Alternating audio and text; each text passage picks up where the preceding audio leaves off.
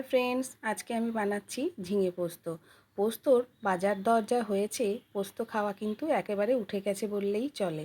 তবুও আমরা যেহেতু বাঙালি, নিরামিষ দিনে বাঙালির পাতে পোস্ত থাকবে না এটা তো হতে পারে না। তাই আজকে আমি বানাচ্ছি ঝিঙে পোস্ত। ঝিঙে আর আলু। ঝিঙে নিয়েছি এখানে আমি 5টা, আর দুটো বড় বড় আলু নিয়েছি। কারণ ঝিঙে কিন্তু একেবারেই জল, রান্না করলে কমে যাবে, তাই আমি এখানে আলু দিয়েছি। তো ঝিঙেগুলো খুব ভালো করে আমি ছাড়িয়ে নেব। তো ঝিঙেগুলো ছাড়িয়ে নিচ্ছি একটা পিলারের সাহায্যে। তো ঝিঙেগুলো আলুগুলো কিন্তু ছাড়ানো হয়ে গেছে। এইবার এই ঝিঙের দুপাশে যে মুখ আর এই পেছনটা আছে, এই দুটোকে আমি কেটে নেব আর ছোট ছোট ডুমু ডুমু করে কেটে নেব। তো দেখো ছোট করে কিন্তু কাটা হয়ে গেছে। ঝিঙেগুলো একটু ডুমু ডুমু করে কেটেছি, আর আলুগুলো ঠিক এই সাইজ করে কেটে নিয়েছি। এইবার চলো সরাসরি রান্নায় চলে যাই। তো কড়াইয়ে দিয়ে দিলাম কিছুটা তেল। তেলটা গরম হওয়ার অপেক্ষায় রইলাম। গরম হয়ে গেছে, দিয়ে দিচ্ছি হাফ চামচ কালো জিরে আর একটা শুকনো লঙ্কা। তো ফোড়নটা হয়ে যাওয়া মাত্রই যে আলুগুলো আমি কেটে রেখেছিলাম ভালো করে ধুয়ে নিয়ে আলুগুলো তেলের মধ্যে ছেড়ে দিচ্ছি। আলুগুলো খুব সামান্যই কিন্তু ভাজতে হবে, একেবারে লাল করে নয়, একটু হালকা বাদামি করতে হবে। করার পর যে ঝিঙেগুলো কেটে রেখেছিলাম, ঝিঙেগুলো আলুর মধ্যে দিয়ে দিলাম। এইবার আলু আর ঝিঙে খুব ভালো করে মিক্সড করে নিতে হবে। খুব ভালো করে মেশানো হয়ে গেছে। এবার একটা আমি ঢাকনি দিয়ে এটাকে 2 মিনিটের জন্য ঢেকে দেবো। গ্যাসের ফ্লেমটা লো টু মিডিয়াম রাখতে হবে। অন্যদিকে দেখো একটা মিক্সির জার নিয়ে নিয়েছি।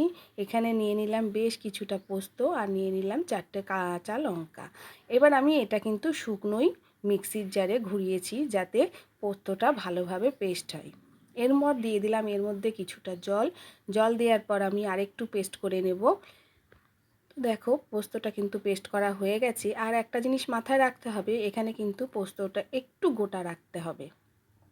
অন্যদিকে দেখো কড়াইয়ের ঢাকনিটা খুলে ঝিঙেগুলো কতটা চুপসে গেছে, ঝিঙে থেকে কিন্তু জল বেরিয়ে গেছে। এরপর দিয়ে দিলাম হলুদ। আমি কিন্তু লবণটা এখনই দেব না। লবণ দিলে ঝিঙেতে প্রচুর পরিমাণে জল বেরোবে, তাহলে ভাজাটা কম হবে আর এটা কাদা কাদা হয়ে যাবে পোস্তটা। তাই আমি লবণটা পরে দেবো। তো ঢাকনি দিয়ে আবারও আমি ঢাকনিটা তুলে বেশ খানিকক্ষণ নাড়িয়ে দিলাম। এবার দিয়ে দিচ্ছি লবণ, স্বাদ মতো লবণ, আর দিয়ে দিচ্ছি কাঁচা লঙ্কা আর পোস্ত বাটা। এবার পোস্তটা খুব ভালো করে আলু ঝিঙের সঙ্গে মিশিয়ে দিতে হবে। এই পোস্তটা হতে কিন্তু বেশি সময় লাগে না যদি লবণটা পরে দেওয়া হয়। এবার দিয়ে দিচ্ছি একটু চিনিটা দিলে কি হয়, স্বাদটা ব্যালেন্স হয়। তো আবারও দিয়ে দিলাম ঢাকনা। দেখো কতটা লবণ দেওয়ার পর জল বের হয়েছে এর থেকে। এই জলটা কিন্তু পুরোপুরি শুকিয়ে নিতে হবে, একদম গা মাখা মাখা হয়ে যাবে। আর পোস্তটা কিন্তু ঝাল খুব বেশি করতে হয় না, পোস্ত সাধারণত মিষ্টিই হয়। তো ঝালটা তোমরা তোমাদের স্বাদ মতো দেবেন। তো এইভাবে নেড়ে চেড়ে কিন্তু জলটা একেবারে আমি শুকিয়ে নেব।